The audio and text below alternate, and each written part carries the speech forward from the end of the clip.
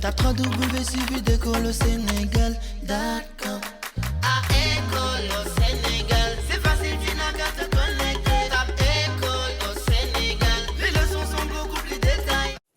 Bonjour chers élèves, donc bienvenue sur École au Sénégal. Donc Michel Niasse avec vous pour la suite donc, de nos cours de SVT pour les élèves de la terminale S1 et de la terminale S2. Donc nous avons fini donc, les résumés de cours sur l'immunologie. Donc après cette séance de révision que nous avons eue samedi en direct, donc nous allons poursuivre avec aujourd'hui donc la première séance de travaux dirigés qui concerne donc le chapitre qu'on va appeler l'immunologie. Et il faut remarquer que si vous regardez les libellés du bac en général, donc, vous remarquerez rapidement que la notion de maîtrise de connaissances ou de restitution organisée de connaissances a été introduite donc en 2000 avec un sujet d'immunologie pour la première fois. Souvent, c'était des exercices, 3 exercices ou 4. Là, vous avez devant vous donc le deuxième sujet seulement de maîtrise de connaissances proposé au Sénégal qui concerne donc le baccalauréat 2001. Donc avec donc le libellé que je vous ai proposé. Ce libellé dit ou demande d'expliquer le rôle des anticorps membranaires et circulants au cours d'une réponse immunitaire à médiation humorale. On nous demande donc d'illustrer notre réponse par des schémas clairs. Alors, j'ai de l'habitude de dire donc pour la maîtrise de connaissances, évidemment, et c'est un rappel important. La maîtrise de connaissances rappelle l'importance pour les élèves donc, de terminale S, S1 ou S2 d'ailleurs, d'apprendre et de comprendre au maximum le cours. Donc, je trouve que c'est une épreuve dans laquelle, en S2 notamment, 8 points en L2 et 4 points à peu près avec la présentation en S1.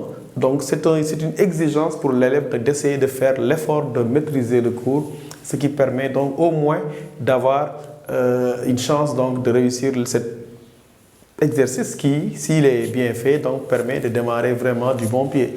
Parce qu'en S2, comme je disais, c'est pratiquement 6 points, 5 points bruts et 1 point pour le plan que vous proposez. Donc, la maîtrise de connaissance cherche, je le répète encore une fois aussi, à vérifier votre compréhension de cours, votre niveau d'expression, votre façon de traiter un sujet avec évidemment un bon niveau de français qui est exigé. Alors, le sujet nous dit en 2001 donc, S2, d'expliquer le rôle des anticorps membranaires et des anticorps circulants au cours d'une RIMH. Donc, le verbe transitif est là, on demande d'expliquer et on demande d'illustrer. Donc quand je termine mon épreuve, je dois me poser la question, est-ce que j'ai expliqué? Est-ce que j'ai illustré? Si ceci est fait, voilà de façon implicite le plan. Puisque je vous demande toujours de chercher le plan dans le sujet lui-même. Donc, on demande d'expliquer le rôle des anticorps membranaires, ce sera le premier point. Qu'est-ce qu'un anticorps membranaire? Ensuite, qu'est-ce qu'un anticorps circulant? Une fois que j'ai terminé de faire ces 2 explications, puisque c'est le verbe qui est utilisé ici, on me demande d'illustrer. Et je rappelle ici que l'illustration n'est pas un point en soi. Dans les explications concernant donc le rôle, parce que c'est clair, le rôle des anticorps membranaires, il y a évidemment des illustrations possibles que l'élève peut faire. Dans également la deuxième partie sur le rôle donc, des anticorps circulants, l'élève va faire les illustrations. Donc, les illustrations ne sont pas conçues par un point, pas forcément, parce que là aussi, c'est une proposition, mais l'élève peut terminer le texte sans faire de schéma et puis prendre une partie après les explications, faire des schémas. Mais moi, ce que je préfère, c'est comme dans un document, dans tous les livres de SVT, vous allez voir qu'il y a d'abord des textes avec des illustrations à côté qui permettent donc d'avoir un texte plus ou moins illustré, comme on dit. Donc voilà pour la consigne. Maintenant, là, à l'élève de répondre de façon simple, parce que comme j'ai dit, la connaissance du cours, elle ne laisse pas le choix à la tergiversation. Donc quand je regarde le rôle des anticorps membranaires, la question que j'ai envie de poser à l'élève, savez-vous ce qu'est un anticorps membranaire? Ensuite, le rôle des anticorps circulants, il est clair que si on ne connaît pas les anticorps circulants, on ne peut pas donner le rôle. Donc, la lecture-compréhension, comme je dis, permet de vérifier d'abord de quoi on parle dans ce sujet. Ce sujet concerne la réponse immunitaire. Je pense que c'est presque facultatif. Parler d'anticorps sûrement suffisait pour que l'élève sache qu'il est dans le cadre d'une réponse immunitaire à médiation humorale. Mais néanmoins, le sujet vous fait ce cadeau-là de préciser qu'il s'agit bien d'une réponse immunitaire à médiation humorale. Donc voilà pour la lecture-compréhension. Cette lecture-compréhension a des termes clés. Les anticorps, voilà les termes centraux.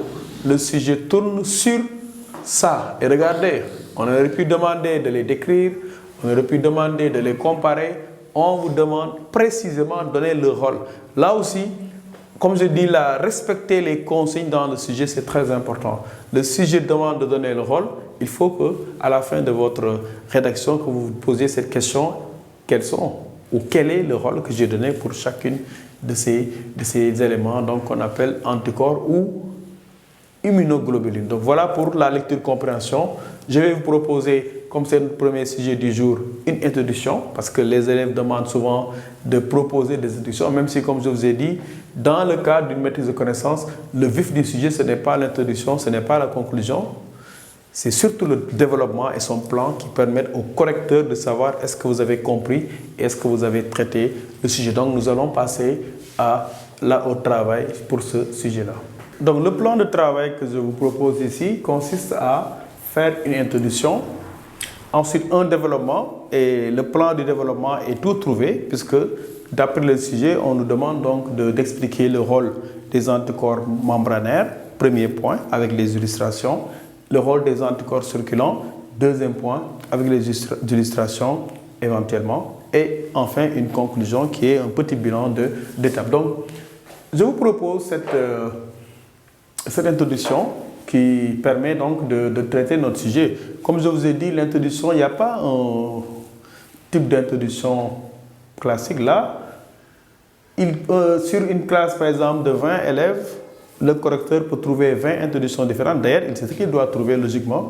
Et ces introductions doivent toujours, peuvent être correctes, n'est-ce pas? Donc, l'introduction que je vous propose ici, parmi d'autres possibilités, à condition de respecter notamment le plan imposé par le sujet, le système immunitaire est formé, nous le savons, d'organes, de cellules, mais il fait surtout intervenir des substances ou molécules comme les anticorps.